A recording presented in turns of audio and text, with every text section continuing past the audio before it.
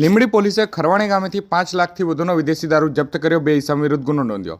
આ તારીખ 25/2/2025 મંગળવારના રોજ સવારે 9 કલાકે મળતી માહિતી અનુસાર લીંબડી પોલીસ સ્ટેશનના સ્ટાફના કર્મચારી જ્યારે પેટ્રોલિંગ પર હતા તે દરમિયાન ઝાલોદ પોલીસ નાયબ અધિક્ષક ડી.આર. પટેલનાઓને ખાનગી રાહે બાતમી મળી હતી કે ખરવાણી ગામે રહેતા અશોકભાઈ તેમના સસરા રાજુભાઈ અને તેઓના મકાનની બાજુમાં બનાવેલ પતરાવાળા ઢાળિયાના ભોયરામાં બનાવીને તેમાં ભારતીય બનાવટનો વિદેશી દારૂ સંતાડી રાખેલ છે જેવી ખાનગી રાહે ચોક્કસ બાતમી મળેલ હતી.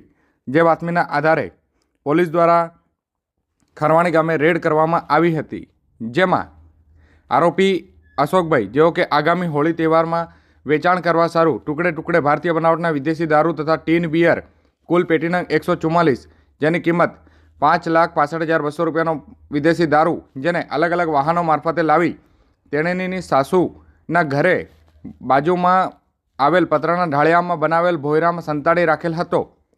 જે બાતમીના આધારે પોલીસે બાતમીદાર સ્થળ પર રેડ કરતા 5,65,200 રૂપિયાનો વિદેશી દારૂ જપ્ત કર્યો હતો. તેમજ 2 ઇસમો વિરુદ્ધ ગુનો નોંધી કાયદેસરની કાર્યવાહી હાથ ધરી છે.